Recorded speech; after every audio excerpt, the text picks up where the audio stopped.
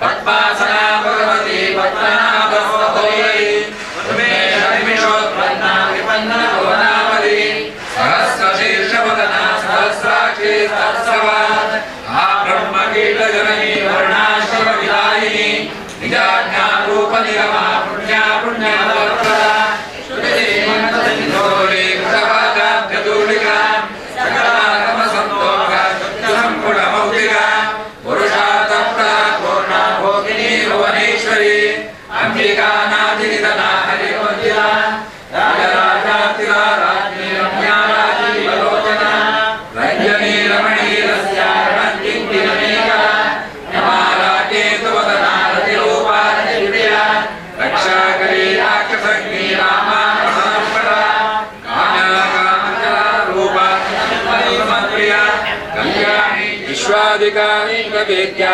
विद्याचलवासिनी विधात्री वेदजननी विष्णुमाया विलासिनी क्षेत्रस्वरूप क्षेत्रेषि क्षेत्रक्षेत्रज्ञपादिनी जयवृद्धिविनिर्मुक्ता क्षेत्रपाल समर्चिता विजया निर्मला वन्द्या वन्दारु जनवत्सला वाग्वार प्रवर्तिका तापत्रयाग्नि संतप्ता समालातचन्द्रिका तरुणे तापसाराध्या तनुवन्द्या तमोपहा देवता मध्यमा वैखरी रूपा वर्तमान संज्ञा रामेश्वरा प्राणनाडी कृतज्ञा कामपूजिता सिंगारसम्पूर्णा जयाचामन्तरस्थिता सर्विदा सद्यप्रसादिनी विश्वदात्मिनी शिवञ्जिता षडङ्गदेवता युक्ता षाढुण्यपरिपूरिता नित्यज्ञा निरुपमा निर्वाणसुखदायिनी नित्यषोडशिका रूपा श्रीकण्ठाब्जशरीरिणी प्रभावती प्रभारूपा प्रसिद्धा मण्डलपूजिता कलात्मिका कलामाता काव्यालापविनोदिनी सदा ब्रह्मावाणी सव्यदक्षिणसेविता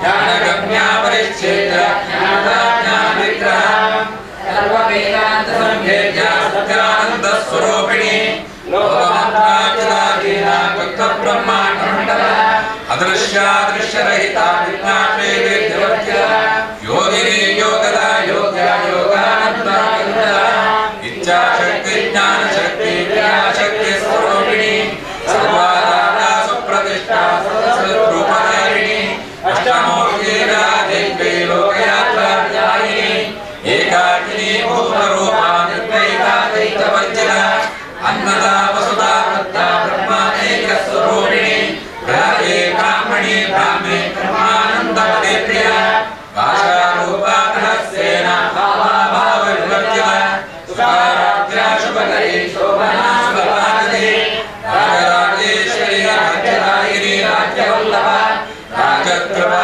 राजपीठनिवेशिता राज्यलक्ष्मी घोषनाथा चतुरण्डपदेश्वरी साम्राज्यदायिनी सत्कृता सागरमेखला दीक्षिता दैत्यशमनी सर्वलोकवर्तिकरी सर्वार्थदात्री सावित्री सच्चिदानन्दस्वरूपिणी देशकाला परिच्छिन्ना सर्वगा सर्वमोहिनी सरस्वती शास्त्रमयी स्वाम्बागुह्यरूपिणी सर्वोपाधिविनिर्मुक्ता सदाशिवपतिव्रता सम्प्रदायेश्वरी साध्वी मण्डलरूपिणी कुलोत्तीर्णादराध्या माया मधुमतीमही गणाम्बा गुह्यकाराध्या कोमान्ये गुरुप्रिया स्वतन्त्रा सर्वतन्त्रेषि दक्षिणामूर्तिरूपिणी सनकादिसमाराध्या शिवज्ञानप्रदायिनी विकलानन्दकलिका प्रेमरूपा प्रियङ्करी नामपारायणप्रिया नित्यविद्याधीश्वरी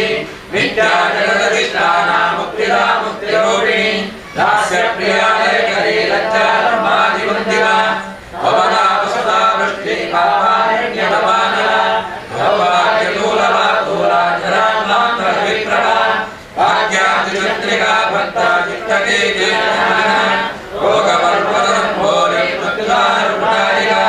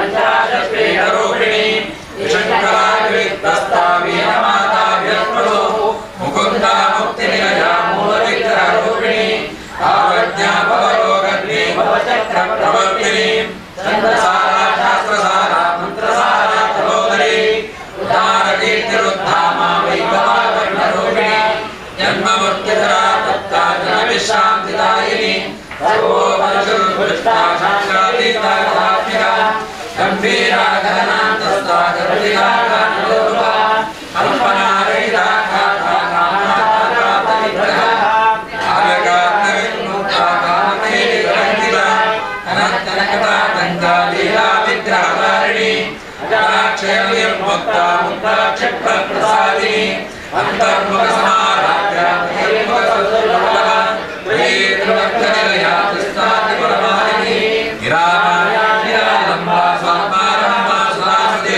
संसार पंकनिर्मग्ना समुद्धरण मंडिता यज्ञप्रिया यज्ञकृत्रे यजमानस्वरूपिणी धर्मादातादनाध्यक्षा धर्मधान्यविवर्धिनी विप्रप्रिया विप्ररूपा विश्वभ्रमणकारिणी विश्वग्रासा विद्रुमाभा वैष्णवी विष्णुरूपिणी ज्योतिनिलया कूटस्था कुलरूपिणी वीरगोष्ठी प्रिया वीरा दक्षज्ञानारूपिणी विज्ञानकलना कल्या विदग्धा वैद्यवासना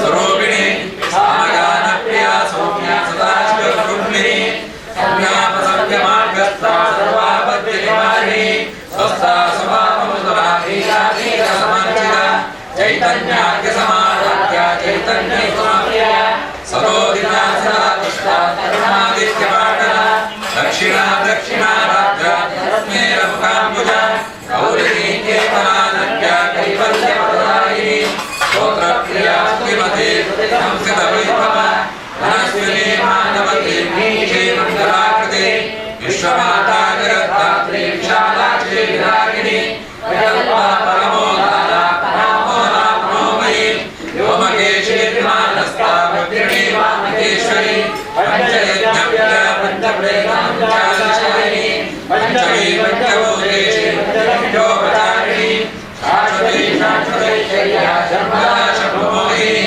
धराधरसुता धन्या धर्मिणी धर्मवर्धिनी लोकातीता गुणातीता सर्वातीता शमात्मिका मंदोगा कुसुमप्रज्ञा बालातीता योगिनी सुमंगली सुभगिनी सुवेशाढ्या सुवासिनी सुवासिन्यक्तनप्रिया शोभना शुद्धमानसा इंद्रुतर्पणसन्तुष्टा पूर्वजा त्रिपुराम्बिका यशमुद्रा समाराध्या त्रिपुरा श्रीभयङ्करी ज्ञानमुद्रा ज्ञानगम्या ज्ञानान्ययस्वरूपिणी योगिमुद्रा त्रिकण्ठेशी त्रिगुणाम्बा त्रिकोणया अनघातुलजादित्या वाञ्छितार्थप्रदायिनी अभ्यासादिशक्तिरूपिणी अव्याजकरुणामूर्ते ज्ञानद्वान्तरेशिका आमानगोपवीरा सर्वानुमतिमहासना श्रीचक्रराजनिलया श्रीमत्स्यपदसुन्दरी श्रीवासवशक्तिरूपिणीमण्डिका एवं श्रीललिता देव्या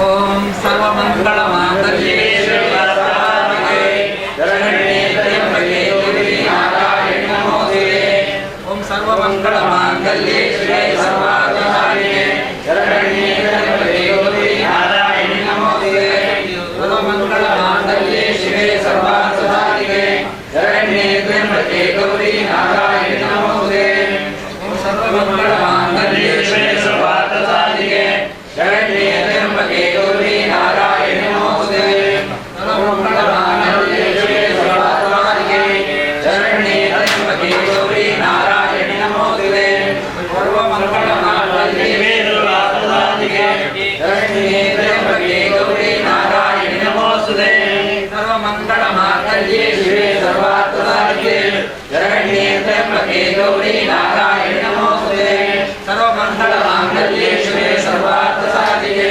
शरण्ये त्र्यंबके गौरी नारायणि नमोस्तुते सर्वमंगलमांगल्ये शिवे सर्वाधिके शरण्ये त्र्यंबके गौरी नारायणि नमोस्तुते सर्वमंगलमांगल्ये शिवे सर्वाधिके शरण्ये त्र्यम्बके गौरी नारायणि नमोस्तुते आयतनवान् भवति य एवं वेद योपामायतनं वेद आयतनवान् भवति वायुर्वा अपामायतनम् आयतनवान् भवति योपायोरायतनं भवति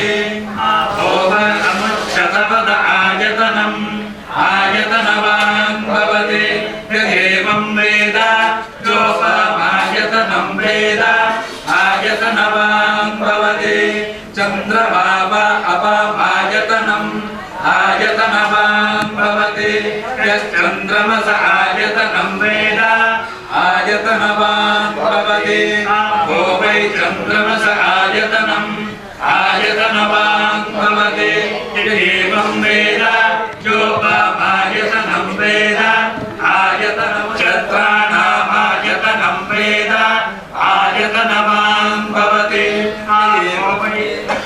एवं वेद योपामायतनं वेद आयतनवान् भवति आपो वै नक्षत्राणामायतनम् आयतनवान् भवति ತ್ರಿಮೂರ್ತಿಗಳ ಮತ್ತು ಎಲ್ಲ ದೇವತೆಗಳ ಮೈಯಿಂದ ಹೊರಟಂತಹ ತೇಜಸ್ಸೇ ಒಟ್ಟಾಗಿ ಅಲ್ಲಿ ಮೇಲೆ ದಿಗಂತದಲ್ಲಿ ಒಂದು ಬೆಳಕಿನ ರೂಪವಾಗಿ ಕಂಡುಕೊಂಡರು.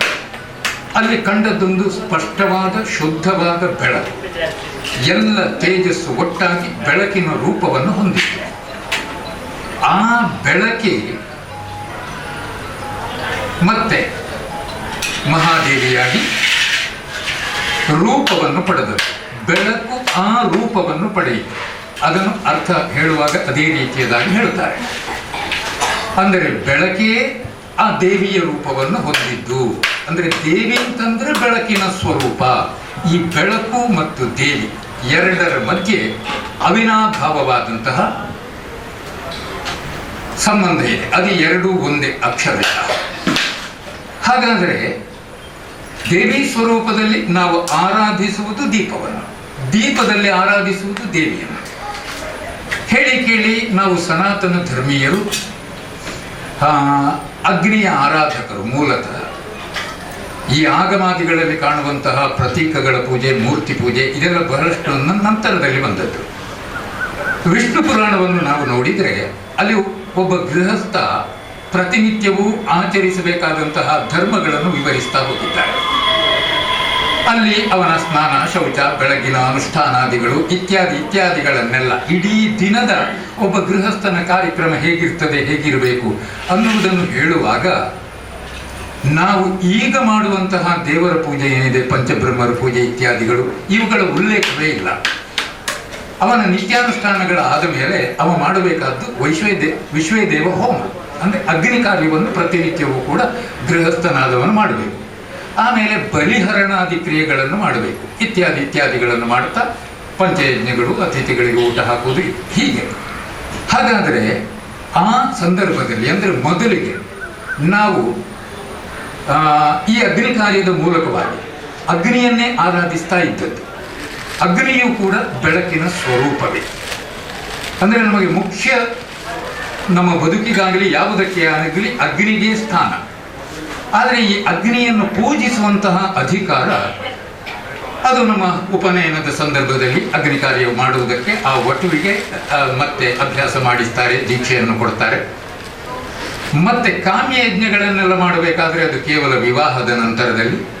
ಅಂತೂ ಹೇಳಿ ಕೇಳಿ ನಾವೆಲ್ಲ ಸಾಧ್ವಿಗಳು. ಆದರೆ ನಮ್ಮ ಈ ಪರಂಪರೆ ಹೇಗಿದೆ ಅಂತಂದರೆ ಅದರಲ್ಲಿ ಗಂಡಸರಿಗೆ ಈ ಎಲ್ಲ ಮಂತ್ರಗಳ ಅಧಿಕಾರವನ್ನು ವಿಶೇಷವಾಗಿ ಬೋಧಿಸ್ತಾ ಬಂದರು. ಅದು ಯಾಕೆ ಅಂತ ನಾವು ಪ್ರಶ್ನಿಸುವುದಕ್ಕೆ ಹೋಗುವುದಲ್ಲ. ಹಾಗಾದರೆ ಹೆಣ್ಣುಮಕ್ಕಳಿಗೆ ಅವರಿಗೂ ಕೂಡ ಪ್ರತ್ಯೇಕವಾದಂತಹ ವ್ಯವಸ್ಥೆಯನ್ನು ನಮ್ಮ ಹಿಂದಿನವರು ನಿರ್ಮಾಣ ಮಾಡಿ ಇಟ್ಟಿದ್ದಾರೆ.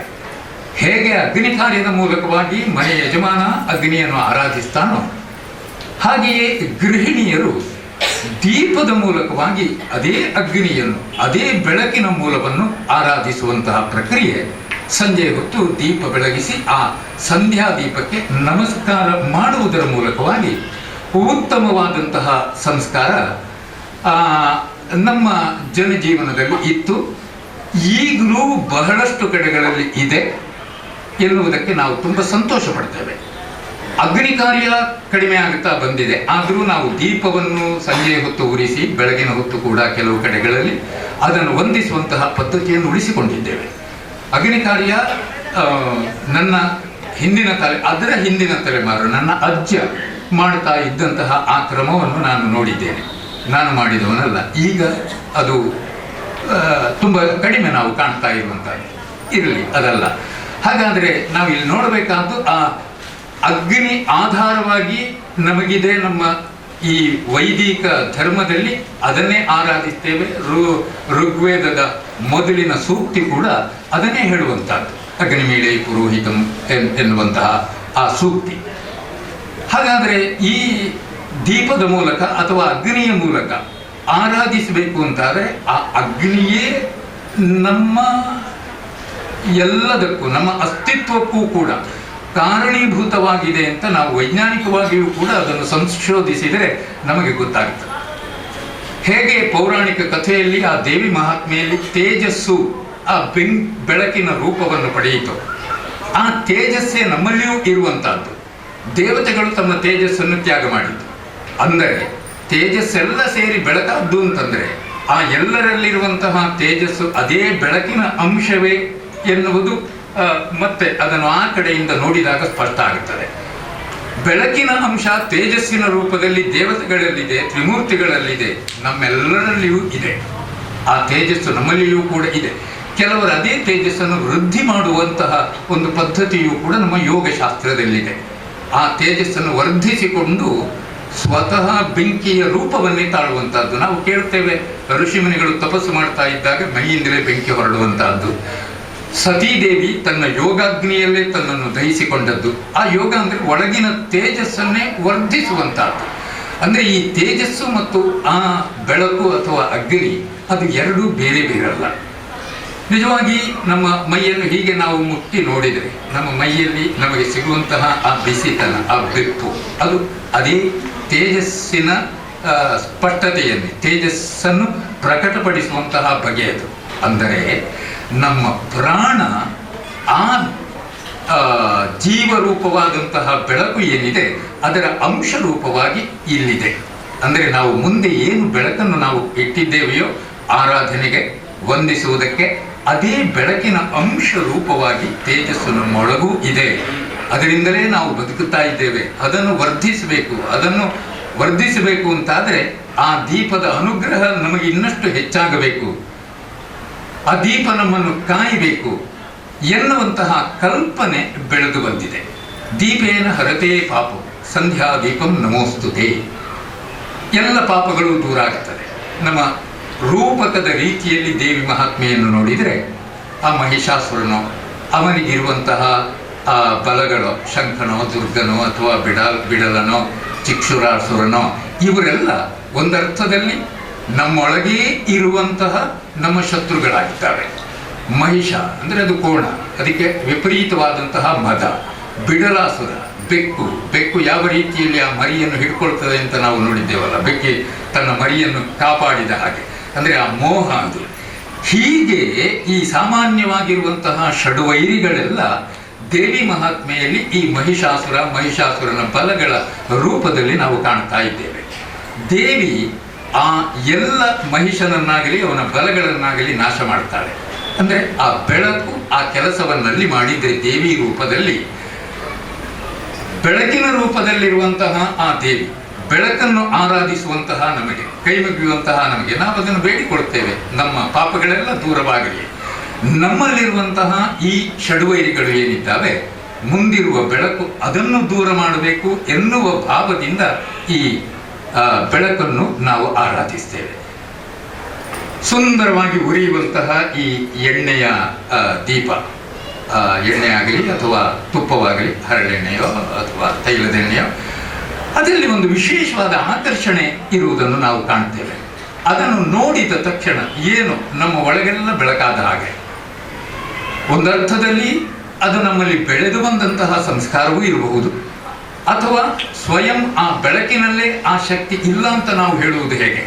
ಈಗ ದೇವರ ಕೋಣೆಯಲ್ಲಿ ನಾವು ಅಲಂಕಾರಕ್ಕೆ ಅಂತ ಮಿನಿಯೇಚರ್ ಹಾಕ್ತೇವೆ, ಅಥವಾ ಬೇರೆ ಬಲ್ಬಿನ ಬೆಳಕುಗಳು. ಯಾವುದೋ ಒಂದು ದಿವಸ ಸತ್ಯನಾರಾಯಣ ಪೂಜೆ ಉಂಟು, ಇನ್ನೊಂದುಂಟು. ಆದರೂ ಎಲ್ಲ ಅಲಂಕಾರಗಳಾದರೂ ಕೂಡ ಅದು ಪೂರ್ಣ ಆಯಿತು ಅಂತ ನಮಗೆ ಕಾಣಿಸುವುದಿಲ್ಲ. ಒಂದು ಬೆಳಕು ದೀಪವನ್ನು ಅಲ್ಲಿ ಉರಿಸಿದಾಗ ಆವಾಗ ಇಡೀ ಅಲಂಕಾರ ಪೂರ್ಣ ಆಯಿತು ಅಂತ ಕಾಣ್ತದೆ. ಅಂದರೆ ಆ ಸನ್ನಿವೇಶಕ್ಕೆ ಒಂದು ಪೂರ್ಣತೆ ಬರುವಂತಹದ್ದು ಆ ದೀಪದಿಂದಲಾಗಿ. ಅಂದರೆ ಆ ದೀಪದಲ್ಲಿ ಅಂತಹ ಶಕ್ತಿ ಒಂದು ಅಡಗಿದೆ. ಆ ದೀಪವನ್ನು ಕಂಡಾಕ್ಷಣ ನಮಗಾಗುವ ಭಾವ ಇದು. ಆ ದೀಪವನ್ನೇ ನಾವು ಆರಾಧಿಸ್ತೇವೆ. ಕೆಲವು ಪೂಜಾ, ಸತ್ಯನಾರಾಯಣ ಪೂಜೆಗೆ ದೀಪವನ್ನು ಒಂದು ಬದಿಯಲ್ಲಿ ಇಡುವುದು, ಅಥವಾ ಗಣಪತಿ ಹೋಮ ಆಗುವಾಗಲೂ ಕೂಡ ಒಂದು ಕಡೆಯಲ್ಲಿ ಆ ದೀಪವನ್ನು ಇಡ್ತೇವೆ. ಇಲ್ಲಿ ಅಗ್ನಿ ಆರಾಧನೆ ಗಣಪತಿಗೆ, ಯಜ್ಞೇಶ್ವರನಿಗೆ ಮೂಲಕವೇ ಗಣಪತಿಗೆ ನಾವು ಸಲ್ಲಿಸ್ತಾ ಇದ್ದೇವೆ. ಆದರೆ ಅಲ್ಲಿ ಈ ದೀಪವನ್ನು ಕೇವಲ ಕರ್ಮ ಸಾಕ್ಷಿಯಾಗಿ ನಾವು ಇಡ್ತೇವೆ. ನಾವು ಮಾಡುವಂತಹ ಕರ್ಮಕ್ಕೆ ಸಾಕ್ಷಿ ಸ್ವರೂಪವಾಗಿ ಪರಬ್ರಹ್ಮ ರೂಪವಾದಂತಹ ಆ ಜ್ಯೋತಿ ಇರ್ತದೆ. ಆದರೆ ದೀಪಾರಾಧನೆಯಲ್ಲಿ ದೀಪವನ್ನೇ ನಾವು ಆರಾಧಿಸ್ತೇವೆ. ನಾವು ದುರ್ಗಾ ಪೂಜೆ ಮಾಡುವಾಗ ಅಥವಾ ತ್ರಿಕಾಲ ಪೂಜೆ ಮಾಡುವ ಇಂತಹ ಸಂದರ್ಭಗಳಲ್ಲಿ ಸಾಧ್ಯವಾದರೆ ಮಂಡಲದ ಮಧ್ಯದಲ್ಲಿ, ಇಲ್ಲದಿದ್ದರೆ ಮಂಡಲದ ಎದುರಿಗೆ ಆ ದೀಪವನ್ನು ಪ್ರತಿಷ್ಠಾಪಿಸುವಂತಹದ್ದು ವಾಡಿಕೆ. ಅಂದರೆ ಅಲ್ಲಿ ನಮಗೆ ದೀಪವೇ ಮುಖ್ಯ, ಆ ದೀಪವೇ ಮೂರ್ತಿ, ಆ ದೀಪವೇ ಆರಾಧ್ಯ. ಆ ದೀಪಕ್ಕೆ ನಮ್ಮ ಪೂಜೆ ಇತ್ಯಾದಿಗಳನ್ನು ನಾವು ಸಲ್ಲಿಸ್ತೇವೆ. ಮೊದಲಿಂದಲೂ ನಡೆದು ಬಂದ ಪದ್ಧತಿ. ಈಗ ನಮ್ಮ ಆ ಹಳೆಯ ಕೆಲವೆಲ್ಲ ಕ್ರಮಗಳನ್ನು, ನಾವು ಮಾಡ್ತಾ ಇದ್ದಂತಹ ಆಚರಣೆಗಳನ್ನು ಎಲ್ಲಿ ಉಂಟು, ಯಾರು ಮಾಡ್ತಾರೆ ಅಂತ ಹುಡುಕುತ್ತಾ ಹೋಗುವಂತಹ ಒಂದು ಕಾಲಘಟ್ಟದಲ್ಲಿ ನಾವಿದ್ದೇವೆ. ಅಂತಹ ಸಂದರ್ಭದಲ್ಲಿ ಇಲ್ಲಿ ಇಷ್ಟು ದೀಪಗಳನ್ನು ಉರಿಸಿ ಇಷ್ಟು ಮಂದಿ ನಾವು ಜೊತೆ ಸೇರಿಕೊಂಡು ಈ ರೀತಿಯಲ್ಲಿ ದೀಪಾರಾಧನೆಯನ್ನು ಮಾಡ್ತಾ ಇದ್ದೇವೆ. ಅದು ಕೂಡ ಈ ಆಟಿ ತಿಂಗಳಲ್ಲಿ. ಕಾಲಮಾನದಲ್ಲಿ ನಮ್ಮ ಈ ಒಂದು ವರ್ಷ ಎನ್ನುವಂತಹದ್ದು ದೇವತೆಗಳಿಗೆ ಒಂದು ದಿನ ಅಂತ ಲೆಕ್ಕ. ಒಂದು ದಿನಕ್ಕೆ ಒಂದು ಹಗಲಿದೆ, ಒಂದು ರಾತ್ರಿ ಇದೆ. 6 ತಿಂಗಳು ದೇವತೆಗಳಿಗೆ ಹಗಲಿನ ಸಮಯ. ಈ 4 ತಿಂಗಳು ದೇವತೆಗಳಿಗೆ ಅದು ರಾತ್ರಿಯ ಸಮಯ. ರಾತ್ರಿ ಸಮಯದಲ್ಲಿ ಯಾವ ಕೆಲಸವೂ ಆಗುವುದಿಲ್ಲ. ರಾತ್ರಿಯಲ್ಲಿ ನಾವೆಲ್ಲ ಹೆಚ್ಚಾಗಿ ನಿದ್ರೆ ಮಾಡಿರುವಂತಹದ್ದು, ಚಟುವಟಿಕೆಗಳೇ ಇಲ್ಲ ಮನುಷ್ಯನಿಗೆ. ಅದರಲ್ಲೂ ಈ ಭಾಗ ಉಂಟಲ್ಲ, ಚಾತುರ್ಮಾಸ್ಯ, ಆಟಿ ತಿಂಗಳು, ಮಳೆಗಾಲ ಇತ್ಯಾದಿಗಳು ಬರುವಂತಹ ಈ 6 ತಿಂಗಳ ಸಮಯ. ಈ 6 ತಿಂಗಳ ಸಮಯದಲ್ಲಿ ಯಾವುದೇ ಶುಭ ಕಾರ್ಯವನ್ನು ಮಾಡುವುದಿಲ್ಲ. ಮದುವೆ ಇತ್ಯಾದಿ, ಹೆಣ್ಣು ನೋಡುವುದು ಕೂಡ ಅಲ್ಲ, ಬೇಕಾದ್ರೆ ನೋಡಿ ಇಡಬಹುದು, ಬದ್ಧವೂ ಮಾಡಿ ಇಡಬಹುದು. ಮದುವೆ ಆಟಿ ಕಳೆದ ಮೇಲೆ ಮಾಡಿದ್ರೆ ಸಾಕು. ಇದೆಲ್ಲ ಇಂದಿನ ಸುಧಾರಣೆ. ಅಂತೂ ಒಟ್ಟಿನಲ್ಲಿ ಅಂತಹ ಶುಭಾದಿ ಕಾರ್ಯಕ್ರಮಗಳಿಗೆ ಸೂಕ್ತ ಅಲ್ಲ ಅಂತ. ಇದರಿಂದಲಾಗಿ ಈ ರಾತ್ರಿ ಏನಿದೆ, ಆ ರಾತ್ರಿಗೆ ನಮ್ಮ ಪುರಾಣಿಕರೆಲ್ಲ ಸ್ತ್ರೀ ರೂಪವನ್ನು ಕೊಟ್ಟಿದ್ದಾರೆ. ಸ್ತ್ರೀಲಿಂಗ, ರಾತ್ರಿ ಎನ್ನುವುದು ಸ್ತ್ರೀ, ಅಂದರೆ ಅವಳೊಬ್ಬಳು ಹೆಣ್ಣು ಎನ್ನುವ ಹಾಗೆ. ಯಾವಾಗಲೂ ಅನ್ಯಾಯ ಆಗುವುದು ಹೆಣ್ಣಿಗೆ ಅಂತಲೇ ಲೆಕ್ಕ ನಮ್ಮ ಸಮಾಜದಲ್ಲಿ. ಎಂಥದ್ದು ಎಲ್ಲ ಮದುವೆಗಳು, ಉಪನಯನ, ಒಳ್ಳೊಳ್ಳೆ ಕಾರ್ಯಕ್ರಮಗಳೆಲ್ಲ ಆಗುವುದು ಆಚೆಯ 6 ತಿಂಗಳಲ್ಲಿ. ಈ ಕಾಲದಲ್ಲಿ ಏನೂ ಆಗುವುದಿಲ್ಲ, ನಮಗೆ ಯಾವ ಬೆಲೆಯೂ ಇಲ್ಲ. ರಾತ್ರಿ ಎನ್ನುವ ಸ್ತ್ರೀ ಹೋಗಿ ಮಹಾವಿಷ್ಣುವಿನಲ್ಲಿ ದೂರು ಕೊಟ್ಟದಂತೆ. ಜನ ಎಲ್ಲ ನಮ್ಮನ್ನು ಅಲಕ್ಷ್ಯ ಮಾಡುತ್ತಾ ಇದ್ದಾರೆ, ನನಗೆ ಬೆಲೆಯೇ ಇಲ್ಲ ಇತ್ಯಾದಿಯಾಗಿ ಹೀಗೆ ಹೇಳಿದಾಗ ಈ ಸಮಯ ಏನಿದೆ, ಉತ್ತರಾಯಣದ ಈ ಸಮಯ, ಆಗ ಮಹಾವಿಷ್ಣು ಹೇಳಿದನಂತೆ, ಹೌದಾ, ಇದನ್ನು ದೂರಾಗಿಕೊಂಡು ಹೋದದ್ದವಳು. ಅಂದರೆ ಆ ಕಾಲದಲ್ಲಿ ಒಂದು ರೀತಿಯಲ್ಲಿ ಸ್ತ್ರೀ ಸ್ವಾತಂತ್ರ್ಯಕ್ಕೆ ಒಂದು ನಮೂನೆಯ ಹೋರಾಟ, ಒಂದು ಸ್ತ್ರೀವಾದ ಇತ್ಯಾದಿಗಳೆಲ್ಲ ಆರಂಭವಾಗಿದೆಯೋ ಎನ್ನುವ ಹಾಗೆ ಹೋಗಿ ಕೇಳಿದ್ದವಳು. ಮಹಾವಿಷ್ಣು ಅದಕ್ಕೆ ಆ ರಾತ್ರಿ ಎನ್ನುವ ಹೆಣ್ಣಿಗೆ ಅನುಗ್ರಹ ಮಾಡ್ತಾನಂತೆ. ಆದೀತು, ಶುಭಾದಿ ಕಾರ್ಯಕ್ರಮಗಳು ಆಗದೇ ಇದ್ದರೇನಂತೆ, ನಿನ್ನನ್ನೂ ಕೂಡ, ಈ ಉತ್ತರಾಯಣವನ್ನೂ ಕೂಡ ಜನ ಗೌರವಿಸುವ ಹಾಗೆ ನಾನು ಮಾಡ್ತೇನೆ. ಜನ ಗೌರವಿಸುವ ಹಾಗೆ ಮಾಡ್ತೇನೆ. ಹೇಗೆ ಗೌರವಿಸುವ ಹಾಗೆ ಮಾಡುವುದು? ಈ ಉತ್ತರಾಯಣದ ಸಮಯದಲ್ಲಿ ಮಾಡಿದಂತಹ ಯಾವುದೇ ಧಾರ್ಮಿಕ ವಿಧಿಗಳು, ವೈದಿಕ ಕಾರ್ಯಕ್ರಮಗಳು, ಇದೆಲ್ಲ 4 ಪಾಲಷ್ಟು ಹೆಚ್ಚಿನದಾದಂತಹ ಫಲವನ್ನು ಉತ್ತರಾಯಣದಲ್ಲಿ ಮಾಡಿದರೆ ಸಿಗುವ ಹಾಗೆ ನಾನು ಅನುಗ್ರಹ ಮಾಡ್ತೇನೆ. ಅಂದರೆ ಅದನ್ನೇ ದಕ್ಷಿಣಾಯನದಲ್ಲಿ ಮಾಡಿದರೆ ಏನು ಪುಣ್ಯ ಲಾಭ ಆಗುತ್ತದೆಯೋ ಅದಕ್ಕಿಂತ ಅಧಿಕವಾದಂತಹ ಪುಣ್ಯ ಈ ಮಳೆಗಾಲದಲ್ಲಿ, ಉತ್ತರಾಯಣದಲ್ಲಿ, ಚಾತುರ್ಮಾಸ್ಯದ ಸಮಯದಲ್ಲಿ, ಅದರಲ್ಲೂ ಆಟಿ ತಿಂಗಳಿನಲ್ಲಿ ಇಂತಹ ದೇವರ ಪೂಜೆ, ದುರ್ಗಾ ನಮಸ್ಕಾರ ಪೂಜೆ ಇತ್ಯಾದಿಗಳನ್ನೆಲ್ಲ ದೇವಸ್ಥಾನಗಳಲ್ಲಿಯೂ ವಿಶೇಷವಾಗಿ ಆಟಿ ತಿಂಗಳ ದುರ್ಗಾ ನಮಸ್ಕಾರ ನಡೆಯುತ್ತದೆ. ಅನೇಕ ಮನೆಗಳಲ್ಲಿ ಈ ಹೊಡಾಡಿಕೆ ಪೂಜೆ ಅಂತಂದರೆ ಒಂದು 9 ದಿವಸಗಳ ಕಾಲ ಈ ದುರ್ಗೆಯ ಆರಾಧನೆ ಪ್ರತಿನಿತ್ಯವೂ ಮಾಡುವಂಥದ್ದು. ಇದನ್ನು ಆಟಿ ತಿಂಗಳಲ್ಲಿ ವಿಶೇಷವಾಗಿ ಮಾಡ್ತಾರೆ. ಅಂದರೆ ಅದಕ್ಕೆ ಆ ಬಗೆಯದಾದಂತಹ ಹಿನ್ನೆಲೆ. ಅಂತೂ ಈ ರೀತಿಯಲ್ಲಿ ನಾವು ಏನು ದೀಪವನ್ನು ಆರಾಧಿಸ್ತಾ ಇದ್ದೇವೋ ಆ ದೀಪದ ಆರಾಧನೆಯ ಮೂಲಕವಾಗಿ ನಾವು ಪ್ರತ್ಯಕ್ಷವಾಗಿ ಆ ಮಹಾತಾಯಿಯನ್ನೇ, ಲೋಕರಕ್ಷಕಿಯಾದಂತಹ ಆ ದುರ್ಗಾಂಬೆಯನ್ನು, ಪರಾಶಕ್ತಿಯನ್ನೇ ನಾವು ಈ ರೀತಿಯಲ್ಲಿ ಆರಾಧಿಸ್ತೇವೆ ಅಂತ ನಾವು ತಿಳಿದುಕೊಂಡು ಆ ದೀಪವನ್ನೇ ದೃಷ್ಟಿಯಲ್ಲಿಟ್ಟು ನೋಡುತ್ತಾ ಹೇಳ್ತಾರೆ, ಆ ದೇವಿಗೂ ಕೂಡ ದೀಪದ ಬಣ್ಣವೇ ಅಂತ, ಹಿರಣ್ಯವರ್ಣಾಂ ಹರಿಣೀಂ. ಮತ್ತೆ ಮುಂದುವರೆದು ನೀಲತೋಯತ ಮಧ್ಯಸ್ಥ. ವೈಜ್ಞಾನಿಕವಾಗಿಯೂ ಕೂಡ ಒಂದು ದೀಪದ ಆ ಜ್ಯೋತಿ ಏನಿದೆ ಅದರ ಮಧ್ಯದಲ್ಲಿ, ಕೇಂದ್ರದಲ್ಲಿ ನೀಲಿ ಬಣ್ಣ ಇದೆ ಅಂತ ಹೇಳ್ತಾರೆ. ಅದನ್ನು ಬಹಳ ಮೊದಲೇ ನೀಲತೋಯದ ಮಧ್ಯಸ್ಥ. ನೀಲತೋಯದ, ತೋಯದ ಅಂದರೆ ಮೋಡ, ನೀಲವರ್ಣದ ಮೋಡದಂತಹ ಬಣ್ಣವನ್ನು ಮಧ್ಯದಲ್ಲಿ ಧರಿಸಿದವಳು ನೀಲತೋಯತ ಮಧ್ಯಸ್ಥ. ವಿದ್ಯುಲ್ಲೇಖೇವ ಭಾಸ್ವರ, ವಿದ್ಯುತ್ತಿನಂತೆ ಪ್ರಕಾಶಮಾನವಾಗಿ ಕಾಣುವುದು. ನಿವಾರ ಶೂಕವತ್ತನ್ವಿ ಪೀತಾಭಾಸ್ವತ್ಯನೋಪಮ. ಆ ರೀತಿಯಲ್ಲಿ ಕಾಣ್ತಾ ಇರುವಂತಹ ದೇವಿಯನ್ನು ಪ್ರತಿ ದೀಪದಲ್ಲಿಯೂ ನಾವು ದರ್ಶನ ಮಾಡುವ ಸಾಮರ್ಥ್ಯವನ್ನು ನಮ್ಮ ಪ್ರಯತ್ನ ಮೂಲಕವಾಗಿ ಬೆಳೆಸಿಕೊಳ್ಳಬೇಕು. ಸಂಜೆ ಹೊತ್ತಿನಲ್ಲಿ ದೀಪವನ್ನು ಬೆಳಗಿಸಿದ ತಕ್ಷಣ ಆ ಮಹಾತಾಯಿಯನ್ನೇ ಅದರಲ್ಲಿ ಕಾಣುತ್ತಾ ಮತ್ತೆ ಮತ್ತೆ ಅದರ ಮೇಲೆ, ಅದರ ಮೂಲ ಭಾಗದಲ್ಲಿ, ಮಧ್ಯದಲ್ಲಿ, ಅಗ್ರಭಾಗದಲ್ಲಿ ಎಂಥದ್ದು ದೀಪಮೂಲೆ ಸ್ಥಿತೋ ಬ್ರಹ್ಮ, ದೀಪ ಮಧ್ಯೆ ಜನಾರ್ದನ, ದೀಪಾಗ್ರೇ ಶಂಕರ ಪ್ರಾಪ್ತೋ. ದೀಪದ ತುದಿಯಲ್ಲಿ ಶಂಕರ ಅಂದರೆ ತ್ರಿಮೂರ್ತಿಗಳು, ಆ ದೇವಿಯ ಅನುಗ್ರಹದಿಂದಲೇ ಅವರೆಲ್ಲ ಇರುವಂತಹದ್ದು. ಇದೆಲ್ಲವೂ ಅಡಗಿದಂತಹ ಆ ದೀಪ ಪ್ರಾಣಸ್ವರೂಪವಾದದ್ದು, ಬೆಳಕಿನ ರೂಪವಾದದ್ದು, ಕತ್ತಲೆಯನ್ನು ನಿವಾರಿಸುವಂತಹದ್ದು. ಇದೆಲ್ಲ ನಮ್ಮ ಅನುಭವಕ್ಕೆ ಬರುವಂತಹ ವಿಚಾರ.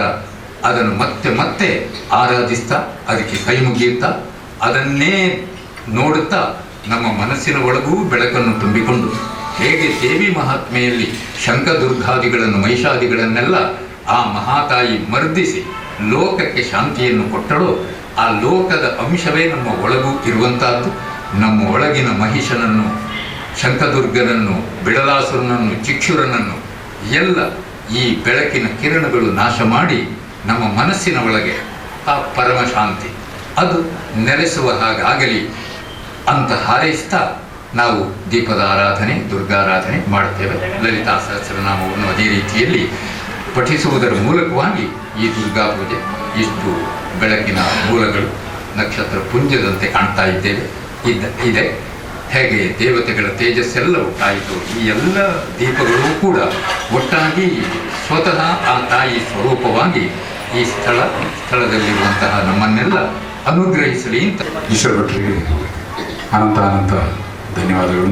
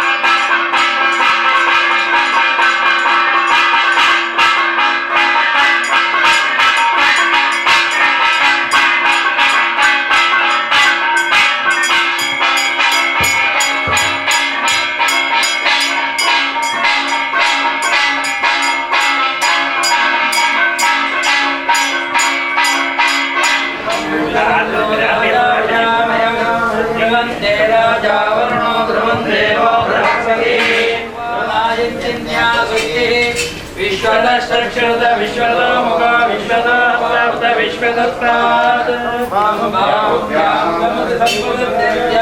ಭೂಮಿ ಜನೇ ದೇವೈಕ ರಾಜಾಧಿರಾಜಾಯ ಪ್ರಸಕ್ತದಾಯಿನೇ ನಮೋ ವಯಂ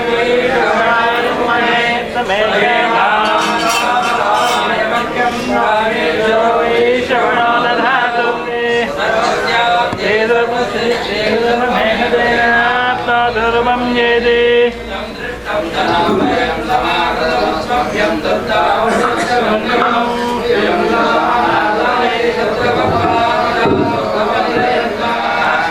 ಬ್ರಾಹ್ಮಣೇ ವೈಶ್ಯಮಸ್ತು ನಿತ್ಯಂ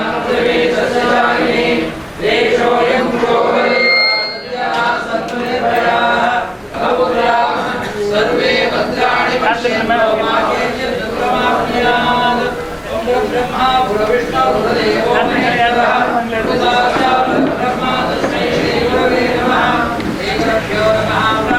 समर्पयामि वक्रतुण्ड महाकाय सूर्यकोटि समप्रभः निर्विघ्नं कुरु मे देव सर्वकार्येषु सर्वदा महागणपतयः पञ्चदुर्गाः अष्टौ भुजाङ्गी वैशस्त्यमर्दिने शतङ्कचक्रां शरशूलधारिणीं तां दिव्ययोगीं सहजातवेदीं दुर्गां सदा शरणमहं प्रपद्ये नमस्ते शारदा देवी काश्मीरपुरवासिनी तामहं प्रार्थये नित्यं विद्यादानं च देहि मे सर्वमङ्गलमाङ्गल्ये शिवे सर्वार्थसाधिके शरण्ये त्र्यम्बके देवी नारायಣಿ ನಮೋಸ್ತುತೆ ಪೂಜಾಂತ್ಯ ಕಾಲದಲ್ಲಿ ಆ ಮಹಾಜಗಜ್ಜನಿಯ ಸನ್ನಿಧಾನದಲ್ಲಿ ನಾವೆಲ್ಲ ಸೇರಿಕೊಂಡು ದೇವರಿಗೆ ಪ್ರಾರ್ಥನೆ ಮಾಡಿಕೊಂಡು ದೇವರಿಗೆ ನಮ್ಮಿಂದ ಹೂ ಕೊಡಲು ಸಾಧ್ಯ ಇಲ್ಲ. ಯಾಕೆಂದರೆ ವಿಕಸನೆಯ ತಾಯಿ ಕೊಟ್ಟಂತಹ ಹೂವಿನ ಸಲಾದ ಹೂವನ್ನು ಸ್ವೀಕಾರ ಮಾಡಿಕೊಂಡು ವಿಶೇಷವಾಗಿ ನಮ್ಮ ಸಂಸ್ಥೆಗೆ, ಗ್ರಾಮಕ್ಕೆ, ರಾಷ್ಟ್ರಕ್ಕೆ, ದೇಶಕ್ಕೆ ಬರತಕ್ಕಂತಹ ಯಾವುದೇ ರೀತಿಯ ದುರ್ಗತಿಗಳನ್ನು ನಿವಾರಣೆ ಮಾಡಬೇಕು.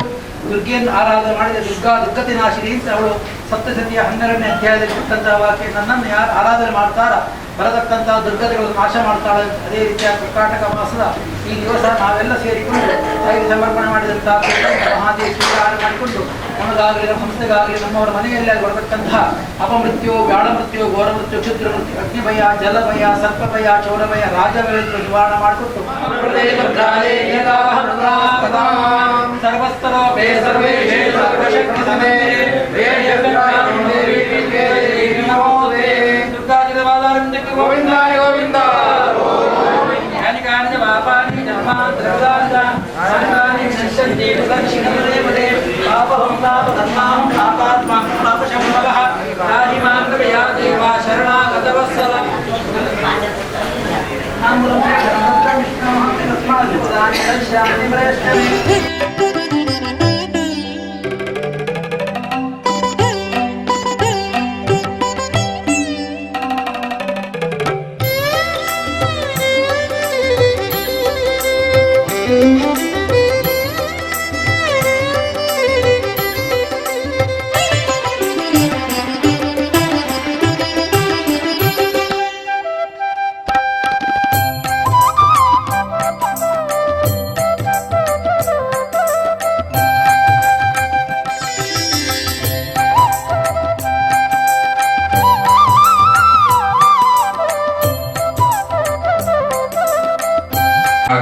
ಬ್ರಹ್ಮಣಾಹುತಂ ಬ್ರಹ್ಮಯ್ಯದಯ ಗಂತವ್ಯಂ ಬ್ರಹ್ಮಕರ್ಮ ಆದಿನ.